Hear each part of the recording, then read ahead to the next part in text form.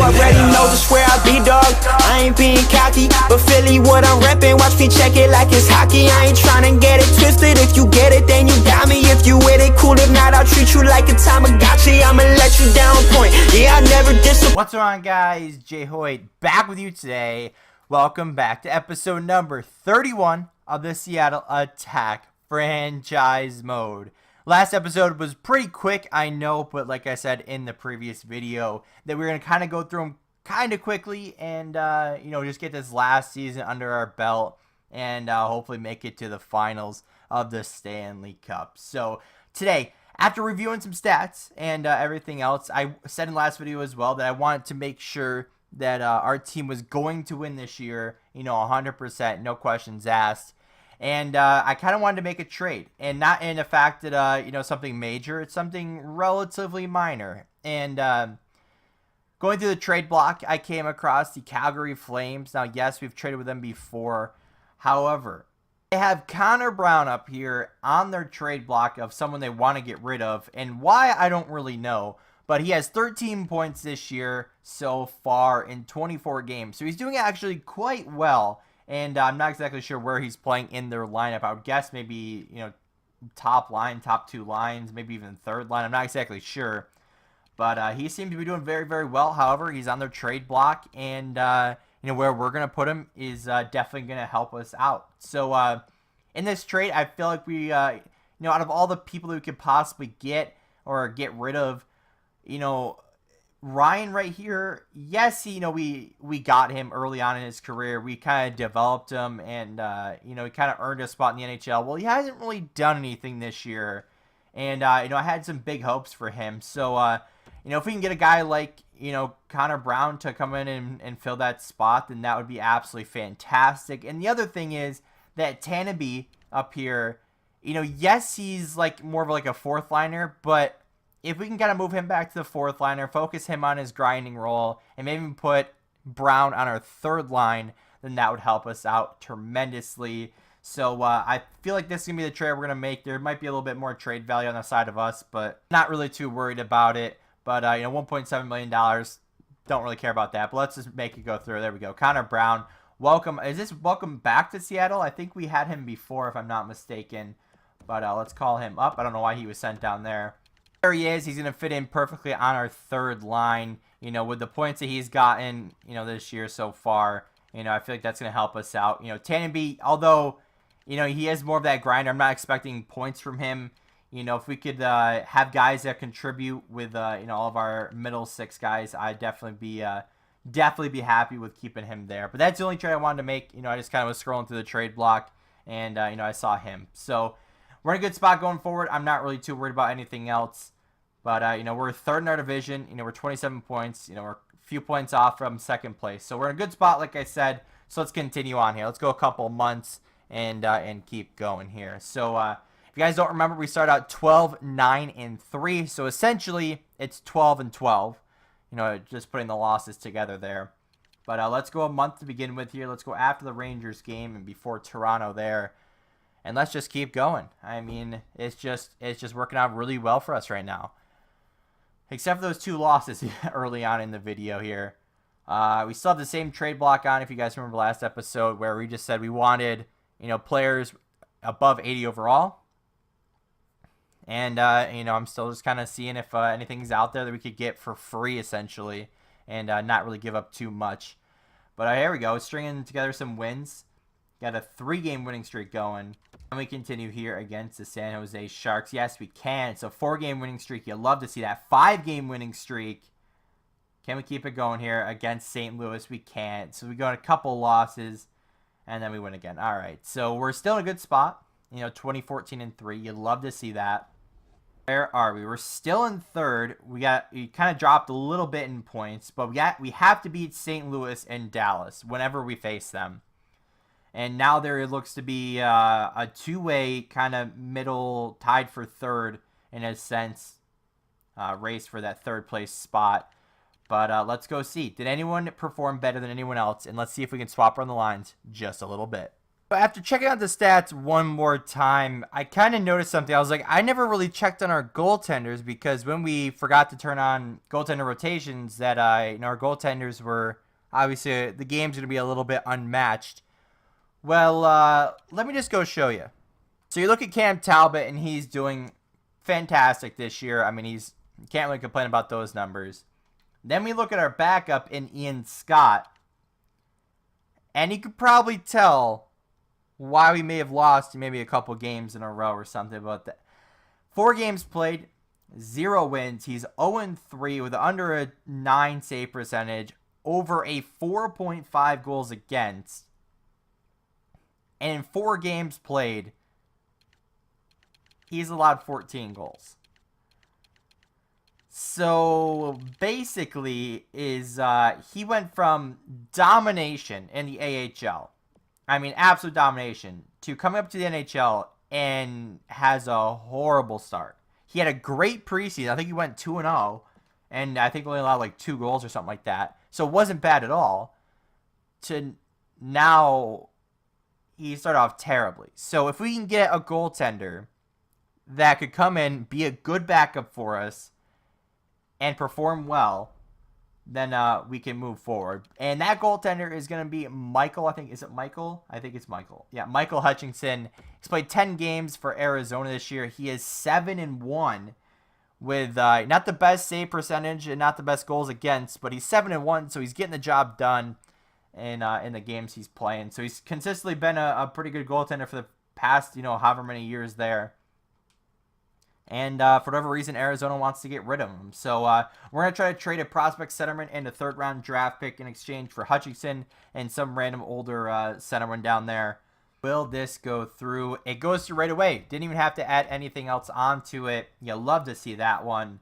And so he's already up in the NHL. Perfect. We still have another skater, so that centerman must have went up here. Yep, so let's send him down real quick. He's got to go through waivers. So let's get Hutchinson into the lineup and then continue on with the rest of the year.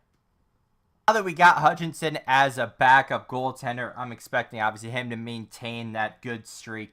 But let's go one more month here into, I guess this is be the start of February.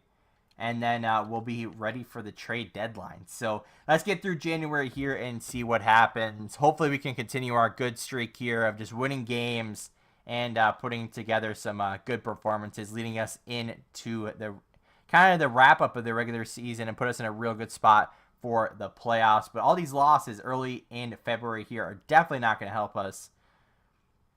And where are we going? So we got overtime win. All right, so we're starting to win some games here. Some more games, I should say. We have been winning. Let's get this done. Win against Philadelphia. That was huge. What about St. Louis and was the other one Dallas? I think it was. So that was a big win against Dallas.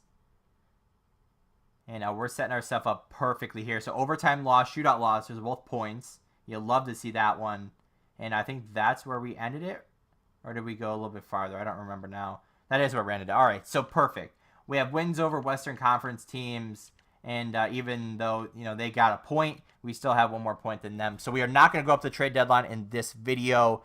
And, let's just see what's happening here. So where are we? We are 4th in the division. Colorado seems to have gone on a bit of a streak, and they're now up in contention for the playoff race. It looks like our division's pretty much clear-cut of who the top 4 are, at least.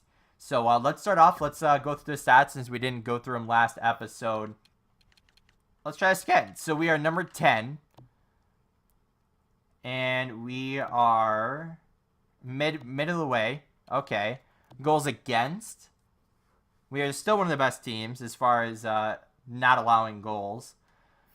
Where else are we? Power play goals. We are number 10. We're still at the bottom there. Power play percentage. I believe we're still at the bottom. Or did we move up? No, we're like midway. I think it is. It's like right down here. Yeah, there we are. So a 19.5%. Penalty kill. We're still the mid pack there. That's not bad. And then we got the home and away record. So let's go do that real quick.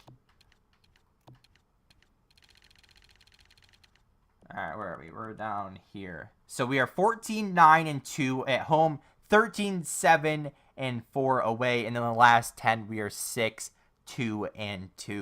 So you love to see that one. And you know what I'm kind of curious about is Colorado. So they kind of came on recently, and it kind of surprising with that last 10 of 6-3-1. That doesn't seem that good. But I mean, I guess whatever they've been doing is going well for them. So let's see, who's the best home team? The Edmonton Oilers. The best away team is the Ottawa Senators. So they love playing away, but they really suck at home, which seems to be the case for a couple of the top teams there. And who's got the best last 10? So Tampa Bay. Interesting. Who's got the worst? Chicago. Who's got the worst here? Minnesota. And the worst home record. Oh my goodness. 5-22-1. You must really hate your fans or something. But either way, let's go take a quick look at the stats of where everyone kind of finished up here. So Connor leading the way. Kind of surprising, if I don't say so myself. I was kind of expecting Besser to be up there as well. But it looks like our centermen are all performing extremely well. And, you know, they got some goals there, but Besser's got some goals. Horvat's got some goals. Hoffman's got some goals. So, all right. So, I mean, you see why we upgraded from Ryan to Brown. At least this brings us some more points on the offense and helps us out on, you know, the penalty kill and all the other type of stuff anyway. But Bell, first year up here, he's doing fine. I mean, he's doing 0.5 points per game kind of right now. And, you know, 20 points is not bad at all. Kempe and Tanabe's down there. No issues with that. I mean, everyone's kind of playing their role. Defense, Liljegren. Oh, my goodness. He's quietly putting up so many points. Shattenkirk's up there as well. Bigros. Lindros. He's kind of had the same... It's not an issue, but it's got the same, like, thing that Alanko did, where all he did was just score goals. But Alanko, 6 points. Hey. He had, 10 points last year, I think it was. So he's doing fine there. John Moore hanging out down at the bottom there. Still doing fine. But you can kind of see. We got Hutchinson. He was 7-1. Now he's 10-1. And you can kind of see why we got someone like him to help out our backup situation. So you guys can see that one. I'm going to check on the AHL team off camera. You know, we kind of been a little bit longer than I wanted to be today. But our fans, look at our fan happiness down there. 100. We have 100% fan happiness. I don't understand how. I really don't. So, I mean, they're happy with season tickets and game day and concessions and everything. Arena seating, poorly maintained. Okay. Okay, it doesn't really tell us what's wrong, but I guess, okay, maybe they need to be cleaned or something. Yeah, they need to be cleaned, that's why. But either way, I mean, you look at some of the stuff, they're happy. I mean, what else is going into the team information? So, locker room leaders, I mean, we have Turris up there. Shattenkirk says he's a non-leader. That's interesting. But hey, I'll take it so far. But everything seems to be going extremely well right now. Our owner's happy. Our fans are super happy. I'm gonna wrap it up here, guys. I mean, we got everything kind of this regular season going for us right now. We sit in 4th place at 60 points. We are 1 off from 3rd, 7 off from 2nd, and 8 off from 1st. So let's just keep this pace going, keep this momentum going, keep our fans super happy like they are right now. 100%. Fan happiness, and our locker room isn't the happiest, but they are, you know, mostly happy. So I'm also going to try to see if there's anything we could possibly pick up and is via trade or free agency or anything else that would help us out and you know, see what's going to go on the rest of the year. But like I said, guys, this is it for me today. If you guys did enjoy, hit the like button down below if you have not already. Hit the subscribe button, and as always, guys, we'll see you next time. I want you forever, even when we're not together. Scars on my body so I can take you wherever, like